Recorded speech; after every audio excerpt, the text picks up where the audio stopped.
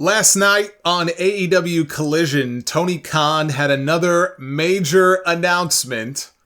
This time it was actually something worthy of being hyped in advance, and of course it wasn't. See, this should have been the announcement from 2 weeks ago.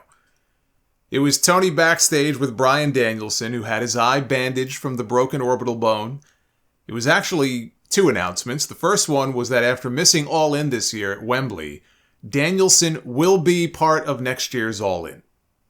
And he's probably wrestling Nigel McGuinness. But they didn't announce that part. Tickets go on sale December 1st. The pre-sale begins on November 27th. They also announced the first ever Continental Classic, which is a new round-robin tournament that begins on the November 22nd episode of Dynamite in Chicago and runs all the way through to World's End on December 30th at the Nassau Coliseum. It's going to be two groups, or leagues, as they're calling them, made up of 6 wrestlers per group, or 12 of what Tony Khan said will be AEW's, quote, top stars. Round robin style means everybody in each group gets to fight each other once. The winners of Group A and Group B will then meet at World's End. Now, they didn't say what the winner receives, if anything, but if it works like the G1 Climax, it should be a shot at the AEW World Championship. And the first entrant in the tournament will be Bryan Danielson. Now, they originally said that Danielson was going to miss the rest of the year with the broken orbital bone, but then New Japan aired that video last week of Danielson challenging Okada to a match at the Tokyo Dome, which is only 5 days after World's End. And that sounded a little ambitious. Now he's coming back even earlier. And that's great news, provided he's actually fully healed before then, because if he's not, then that's not good. But I love how Danielson couldn't work the G1, so Tony Khan is bringing the G1 to Bryan Danielson. You know, an AEW-style G1 sounds tremendous. And what it does is it makes that entire month of television, all of those matches, mean something. Like when WWE has qualifying matches on television for something like Money in the Bank, you know, it gives matches on TV that might otherwise feel random and not important. All of a sudden, they feel important. They have stakes on the line, right? There's something tangible on the line. Now people are trying to rack up points in the tournament to try to make it to the finals. I think it's a great idea. Now we wait and see who the other 11 names are.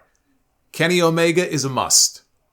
Jericho will probably end up in there. The man, by the way, Jericho had his working boots on last night in Japan. That was his first time back in Japan in 4 years. He made his DDT Pro debut against Takeshita, and he tapped him out in the walls. It sounds like they had a great match. I only saw video of Jericho taking a Blue Thunder Bomb off the top rope at 53 years old, which is nutty. So Jericho will likely end up in this. Takeshita should be in there as well. And hey, you know what? If they end up in the same block, maybe we get the rematch on Dynamite. And Takeshita wins that one. Jay White, I think, should be in there. Hangman Page, Swerve Strickland. Jon Moxley will likely be in there. Maybe Claudio. Darby Allin. It'd be cool to see Roosh in the tournament. Malachi Black.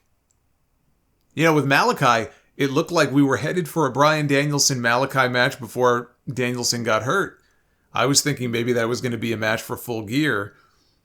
Maybe we get to see it in the tournament instead. Right? That could be your final at World's End. It could be Bryan Danielson one-on-one with Malachi Black. We could get Danielson against Kenny Omega, Part 2. If they're in the same block, maybe they do that match in Montreal. AEW is running 2 shows for the first time ever in Montreal early next month.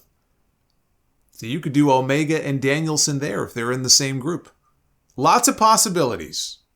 New Japan is going to be holding their breath that Bryan does not get hurt again before Wrestle Kingdom. If they're going to have him wrestling all these matches between now and then, yeah, they're going to be on pins and needles watching this.